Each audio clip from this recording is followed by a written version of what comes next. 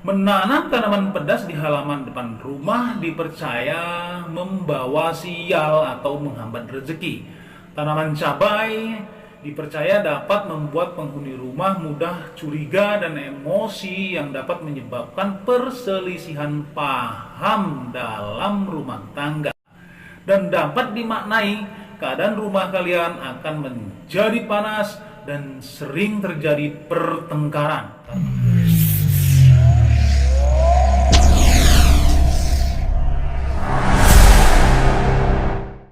Assalamualaikum warahmatullahi wabarakatuh. Salam sejahtera bagi kita semuanya. Salam Om Swastiastu, Namo Buddhaya. Salam kebajikan. Sampurasun. Rahayu, Rahayu, Rahayu. Sahabat I2 TV dan Gunawan yang insya Allah dirahmati Allah Subhanahu wa Ta'ala. Segala puji hanyalah milik Allah Rabbi yang memberikan ribuan nikmat kepada kita semuanya, yaitu nikmat sehat walafiat, sehingga kita masih dapat ketemu di channel ini yang insya Allah diberkahi Allah Subhanahu wa Ta'ala.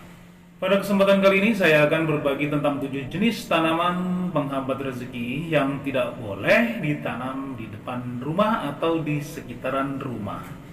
Namun sebelum kalian melanjutkan menyimak video ini, alangkah baiknya kalian menekan tombol subscribe-nya terlebih dahulu. Untuk teman-teman yang tombolnya masih merah, tekan tombol loncengnya, aktifkan untuk semua, di like dan di komen-komen ya, atau berikan tanggapan untuk video ini. Dan terima kasih atas partisipasi kalian semuanya. Sering sekali kita melihat tanaman yang bermanfaat baik yang ditanam di depan rumah, namun terdapat tanaman yang tidak cocok ditanam di depan rumah karena bisa membawa sial, menghambat rezeki penghuni rumah, bahkan membuat usaha mudah bangkrut dan jatuh miskin. Beberapa jenis tanaman yang menyimpan banyak sekali energi negatif. Energi negatif itu bisa berupa lingkungan kotor, lingkungan kumuh, tanaman yang membahayakan, jin jahat, sihir, atau santet. Dengan adanya lingkungan yang dipenuhi pepohonan yang rimbun, besar, tinggi, bisa menimbulkan energi negatif yang akan membawa penghuni rumah kurang bergairah, malas, dan malaikat pembagi rezeki enggan mendekati rumah kalian. Yang ada malah malaikat pencabut nyawa yang menghampiri kalian. Oke, langsung saja kita simak 7 jenis tanaman penghambat rezeki yang tidak boleh ditanam di depan rumah atau di sekitaran rumah. Untuk yang pertama adalah tanaman rimbun dan rindang.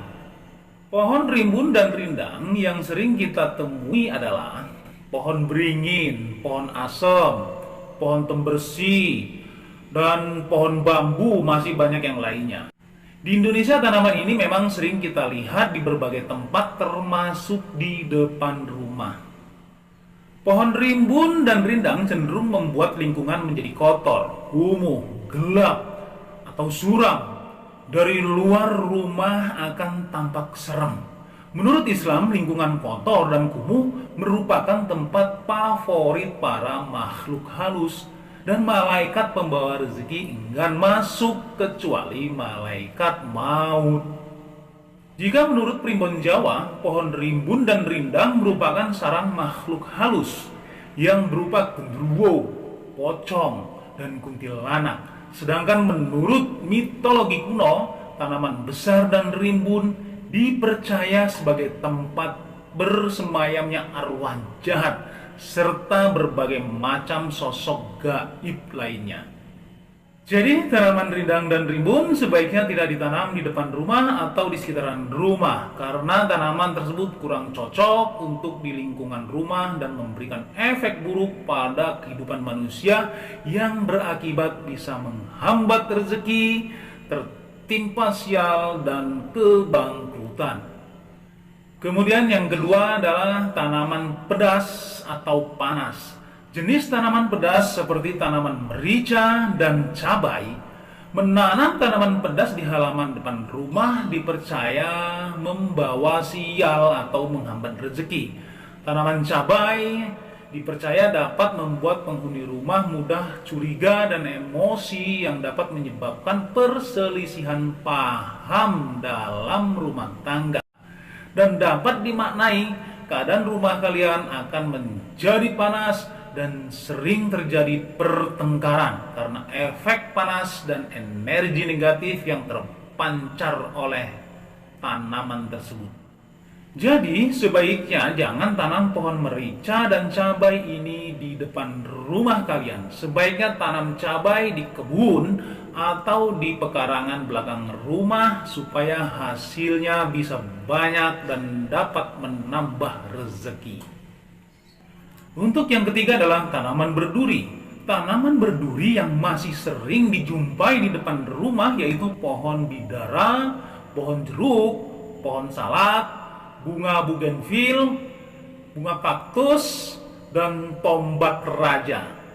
Tanaman tersebut cenderung menimbulkan energi negatif dari duri tajam yang ada pada tanaman tersebut. Tanaman berduri biasanya membahayakan bagi penghuni rumah, apalagi anak-anak kalian. Tanaman berduri dianggap sebagai tanaman pembawa sial dan menghambat rezeki, bahkan menimbulkan kemalangan berupa konflik antara pihak keluarga. Sekarang kita ambil contoh nyata dari tanaman berduri seperti tanaman tombak raja. Tanaman ini paling banyak ditemukan di halaman rumah. Tombak raja memiliki duri besar dan tajam di ujung daunnya. Kepikiran gak sih bila anak-anak kalian sedang asik bermain dekat tanaman tombak raja, kemudian terpleset dan kena duri tombak raja di bagian tubuh yang fatal? Jadi sebaiknya tanaman sejenis yang berduri, apalagi tombak raja ini, jauhkan dari halaman rumah kalian. Kemudian yang keempat adalah tanaman buah.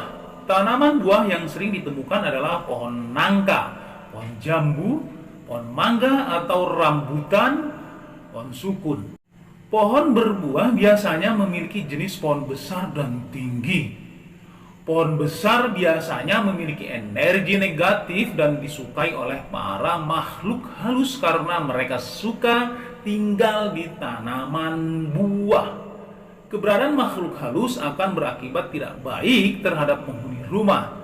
Rezeki akan terhambat, bahkan usaha akan mudah sekali bangkrut. Yang kelima adalah tanaman getah putih. Tanaman yang memiliki getah putih juga menjadi salah satu ciri tanaman penghambat rezeki yang sering ditemukan di sekitaran rumah. Ada banyak sekali tanaman getah putih seperti pohon nangka, pohon pepaya, dan pohon singkong yang tertanam atau tumbuh sendiri di pekarangan rumah masyarakat Indonesia. Itu lantaran tanaman getah putih mengundang energi negatif datang, sehingga rezeki pun terhambat dan membuat usaha gampang bangkrut dan jatuh miskin. Jadi sebaiknya tanaman getah putih tanamlah di kebun yang luas supaya menjadi tanaman yang bermanfaat dan menghasilkan hasil, menjadi sumber rezeki buat kalian. Yang keenam adalah tanaman tinggi dan berbatang langsing. Jenis tanaman ini menjadi pengundang energi negatif datang ke dalam hunian Anda atau kalian.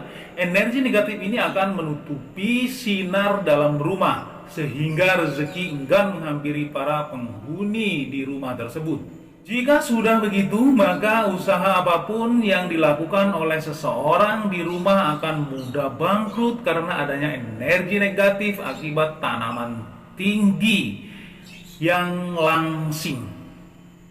Tanaman tinggi yang sering ditemukan di sekitaran rumah itu seperti pohon kelapa, pohon pinang, pohon pepaya, pohon bambu, pohon palem besar, pohon pisang, dan lain sebagainya. Dampak buruk yang nyata dari tanaman tersebut adalah bila tanaman itu sudah tinggi, tertiup angin, dan dimungkinkan sekali akan menimpa rumah kalian atau buahnya bisa menimpa penghuni yang ada di bawahnya. Kemudian yang ketujuh adalah pohon batang besar dan tinggi. Pohon besar dapat mengundang energi negatif berupa jin jahat, genderuwo, atau kuntilanak datang ke lingkungan hunian kalian. Energi negatif yang berada di lingkungan kalian sudah tentu akan membuat rezeki enggan datang atau menjadi seret, sehingga membuat usaha kalian gampang bangkrut bahkan jatuh miskin. Pohon batang besar yang sering ditemukan di lingkungan rumah seperti pohon mangga, nangka, lui, sukun, pohon sengon, pohon tembersi, pohon beringin, masih banyak lagi yang lainnya.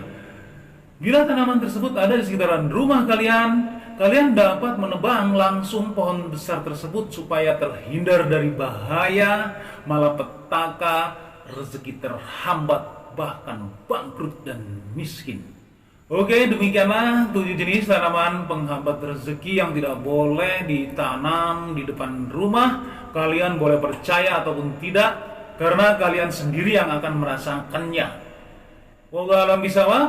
Terima kasih kalian sudah menyimak video ini sampai selesai. Semoga bermanfaat untuk kita semuanya, khususnya buat diri pribadi saya. Kebenaran datangnya hanya dari Allah Subhanahu wa Ta'ala, sedangkan kesalahan merupakan kegilapan diri pribadi saya dalam menyampaikan informasi ini. Jangan lupa teman-teman sedekahkan subscribe kalian, semoga menjadi ladang amal jariah buat kalian semuanya. Sampai ketemu lagi dengan saya Endang Gunawan di video saya selanjutnya. Wallahul muwaffiq ila aqwamit thoriq. Wassalamualaikum warahmatullahi wabarakatuh.